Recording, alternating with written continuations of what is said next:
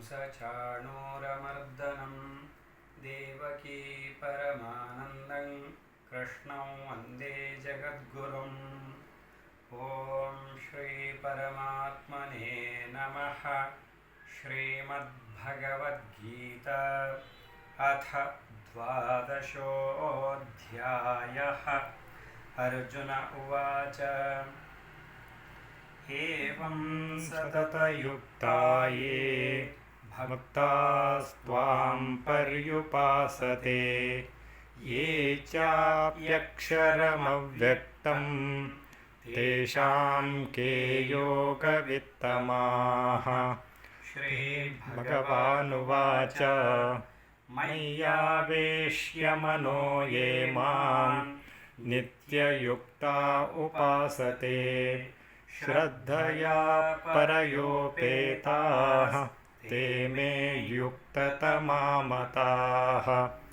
ये त्वक्षरमनिर्देश्यम् अव्यक्तं पर्युपासते सर्वत्र गमचिन्त्यं च कूटस्थमचलं ध्रुवं सन्नियम्येन्द्रियग्रामं सर्वत्र समबुद्धयः ते प्राप्नुवन्ति मामेव सर्वभूतहिते रताः।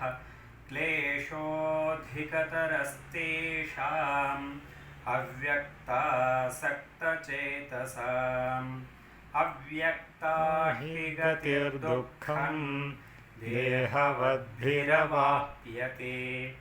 ये तु सर्वाणि कर्माणि मयि सन्न्यस्य मत्पराः अनन्येनैव योगेन मां ध्यायन्त उपासते तेषामहं समुद्धर्ता मृत्युसंसारसागरात्। भवामि न चिरात् पार्थ मय्यावेशितचेतसां मय्येव मनाधत्स्व मयि बुद्धिं निवेशय निवसिष्यसि मय्येव अत ऊर्ध्वन्न संशयः। अथ चित्तं समादातुं न शक्नोषि मयि स्थिरम् अभ्यासयोगेन ततो मामिच्छाप्तुं धनञ्जय। अभ्यासेऽप्यसमर्थोऽसि मत्कर्म परमो भव मदर्थमपि कर्माणि कुर्वन् सिद्धिमवाप्स्यसि। अथैतदप्यशक्तोऽसि कर्तुं मद्योगमाश्रितः सर्वकर्मफलत्यागं ततः कुरु यतात्मवान्। श्रेयो हि ज्ञानमभ्यासात् ज्ञानात् ध्यानं विशिष्यते। ध्यानात् कर्मफलत्यागात् शान्तिरनन्तरम्।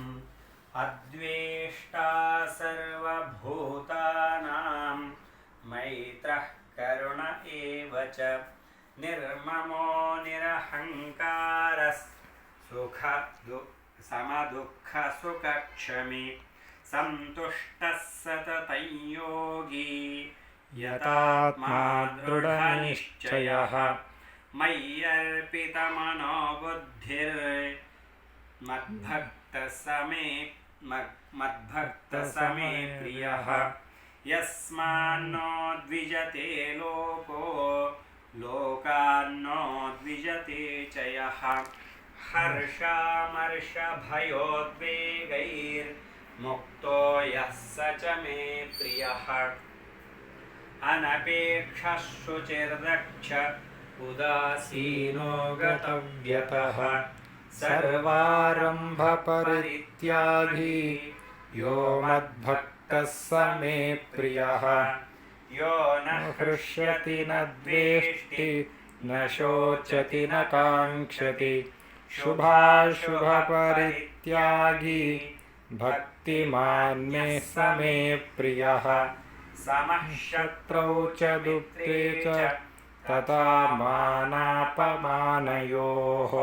शीतोष्णसमदुःखेषु समः सङ्गविवर्जितः तुल्यनिन्दास्तुतिर्मौनी सन्तुष्टो येन केनचित् अनिकेतस्थिरमतिर्भक्तिमान् मे श्रियो नरः ये तु धर्म्यामृतमिदं यथोक्तं पर्युपासते श्रद्दधाना मत्परमा भक्तास्तेतीव मे प्रियः। ॐ तत्सदिति श्रीमद्भगवद्गीतासु उपनिषत्सु ब्रह्मविद्यायां योगशास्त्रे श्रीकृष्णार्जुनसंवादे भक्तियोगो नाम 12ोऽध्यायः। ॐ श्रीकृष्णार्पणमस्तु।